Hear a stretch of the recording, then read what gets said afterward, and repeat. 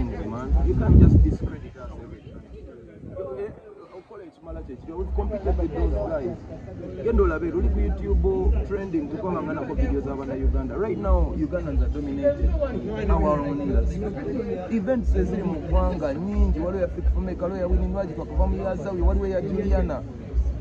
How many this singers is always singers for one? But the border to border tour.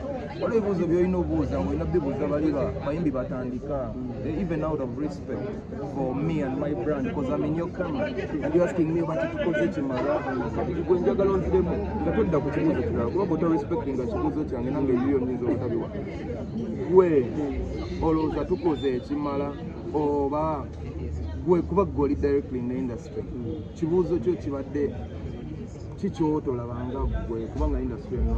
Ako pikino zenganze kiraba nti promoters ekyo kubanga basukulunya nnyo bali abanayigeria nzenga kusaidia nkitegeeza nti oba osanga olyawo bowe balowooza endowooza yaabwe oba osanga olyawo abayimbi bwe so ekibuuzo badde okibuuza on behalf of the promoters.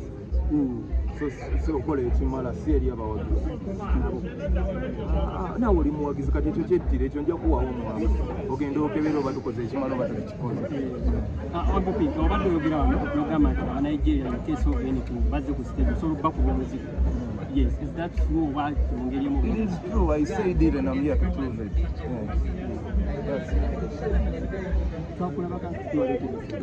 I did nothing.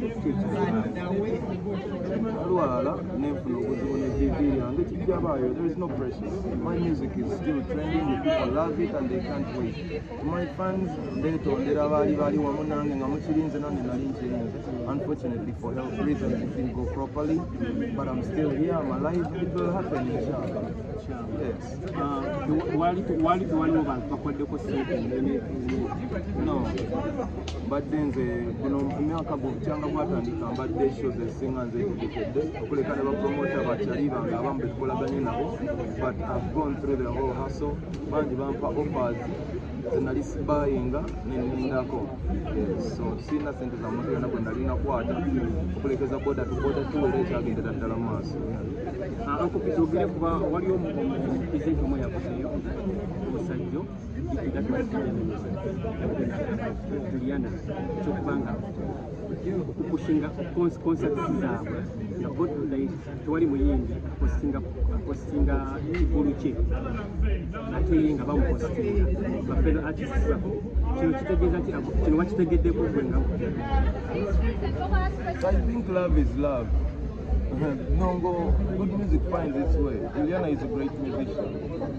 Juliana alimukuyita bafani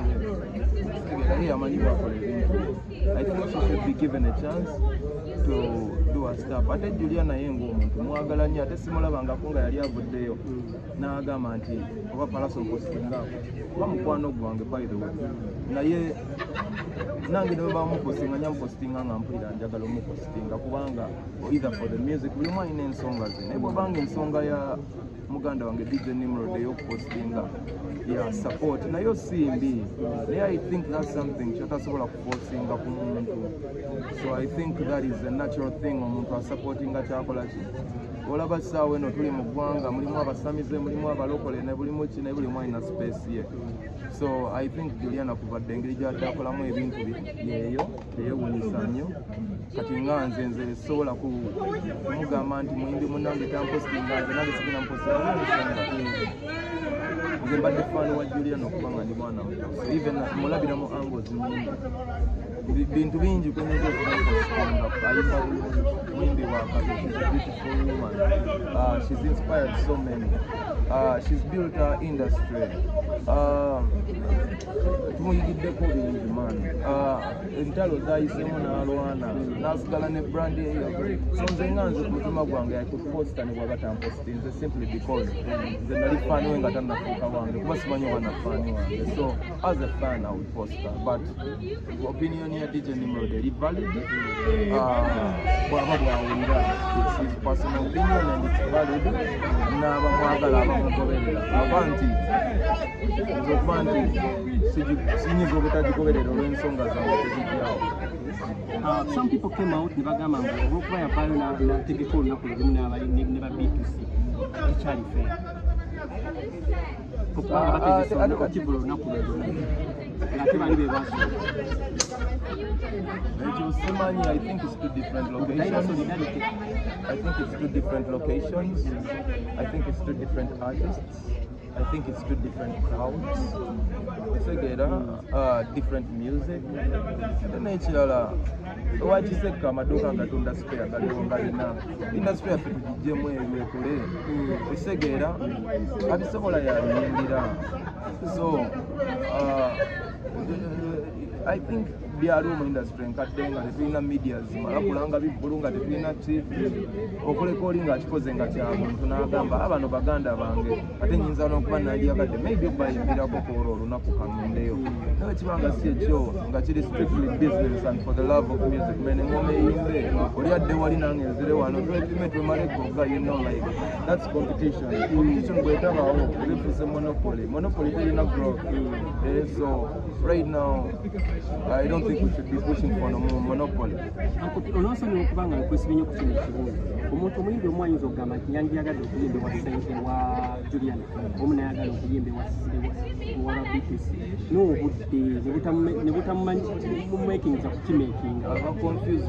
Toyinza kukwata bisubi n'okwata n'eggulu mulundi gwe gumu.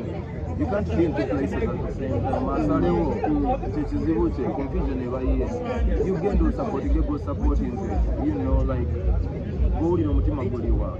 This is for the love. Sikiwanti B2C agenda kuwaayo ku ssente tebukyamba ebira launches tebampangayo ku ssente. Sikiwanti Julian agenda kuwaayo wabula mukwano gwe tuli mukola ki gwe kikolere mukwano ne Katonda ajja kisobozesa ne bw'otuuka eri nga biwedde oba n'otuuka nga tosobodde kuyimbira support yo oba ogiraze. Nze ndowooza tobeera confused, manya gy'oyagala okubeera ne gy'ogenda okubeera.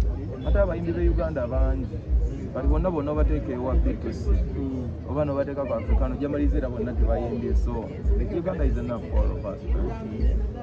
Nsonga zawe z'akopi weasel yatya Mali bulungi twavanye mabiyakawanira weasel banakuza koli muganda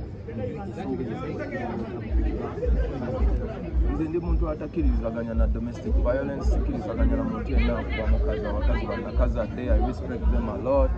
They support us. They might seem like the weakest, but they are the strongest creatures in my opinion. So sikiwagira era kive era omuntu akikoze kugamba simanyi nangeri yaddiringa naye era tosobola kuddamu asobola okukyuka oba okuyiga oba kine nga alina okumanya ti siki wabula mu mbeera eno abantu bangi bavaayo ne basonga mu wiso ne bamukuuma ne bamukola ku kye baayagala ne bamulumya ng'omuntu nga tebannawulira na story nga tosala gwakawala nga tonnawulira gwakalenzi. So mu mbeera eyo kati Sandra yavuddeyo jjo n'abagamba bannange wagira nange naye nze siri victim. Oli avuddeyo akugambye nze siri mulwadde toga akatuula empiso entya abannaye bamukebedde simulwadde naye kati omukuba empiseemu Panado si yajjanjaba sukaali kitegeera diagnosing obulwadde obutuufu obw'eddagala ki bw'abanga waliwo situation endala enjigiriza Sandra ne bawo ate gwe noga domestic violence n'olemezaamu n'osonga n'okola ki obulumi bwoba obanira Sandra naye obwo bumutuusaako naye bw'abanga ddala domestic violence n'ova n'omulwanirira oba muki oba mutuufu kuba kikola kikyamu naye kati mu ngeri kusaasire n'abalala kusaasire erinnya lya munno ly'obuukirako ng'olyajinga kusaasire oli agamba nze siri victim ate gwayogera oyogera kulumya amaka gange. So olumu ebigambo tubigumiikirize nnyo okuva gye biva paka gye biraga nga tonnakola ki. Embeera eyo mugirabye radio yafuna obulumi yalwalira mu ddwaliro ng'agenda kugatannafa RIP ne bagamba shootinga video zibankubire South Africa ne bagamba nkoze stand tegera alina stand tabanamabwa tabana. So ebintu ebimu tubiwulirizeemu kakenso so kuba bizita okusinga ffe bwe tulowooza abayongera tuleme kugenda na hype. Social media ereta hype mu trend kino nga nebyomutwala trend era mumugenda kitwala kubanga temulina ki tebiriko omutwe n'amagulu. So tumi sijja saliro mu musango obaoli nenze ngamba abantu mubeere bawuliriza nnyo mwetegereze ensonga nga tonnazibakira. Ankopi ensonga eyo bwe yagwa mu ddiiro abantu baba ne bagamba enyama yange twonoonera Pallaso gandinga ye kale oyo omusajja tali mu mbeera ezo yakola bintu ebyo kino kyakukiikinga kikyameka Mentally simanyi kuba nali simanyi kituuka nange nalinga gwe nange ngambye wagambye ngeri gyesali ku ssiini so nensalawo nkigumiikirizamu singa napaka okwogera singa nze omugwabo Sandra bagamba Pallaso sirikako eno famire yange so it was the right decision for me nenze talina kyekinkosaako olw'ensonga nze ewaffe twalinga bato twali basajja abalenzi nga abantu bazza emisango ffenna bakakiiri ani gundi abalenzi naye nga poliisi weekyama ne bwesanga gwe nga gwasinga okufaanana mukuluwo ekutwala eba enoonya ye kenyini yes so obuvunaanyizibwa obumu buba directly in the hand of the person at interest at the topic of conversation so nze nasaasira weasel olw'ensonga yali yambuulira side ya story ate nga mbimanyi tubiyitamu bulijjo nensaasira Sandra kuba natuulako naye naŋŋamba ate bano abalowooza bamuyamba bamukoze so ne binsobera ne ndaba nga obuyambi bwe nnyinza okusinga okukola kubeera wakati wa famire mu ebyo ebiseera nakulaga Sandra support yange nakulaga weasel support yange nga muganda we tugende mu maaso nabyo bijja kuyitamu omuyaga omubi atulaba nti mukyala kamiri yabayo Daniela kubayingira muzina ensonga zino yazitwala waggulu nnyo naye bwe yavudde Sandra n'agamba ne mama Get n'agamba bave mu bufumbo bave mu famire ye ankopi kino kyabatwaliddemu mwenga mu famire kuba ebigambo byayogedde Daniela biraga nti tali mu mativu n'akamu n'ake Daniela mama waffe Daniela we've grown up in our house regardless Chameleon muganda waffe naye ate taata waffe tumuwa ekitiibwa kati ffe tuli batabani ba Daniela ate baganda so nze nga mama waffe oyo muwa ekitiibwa kingi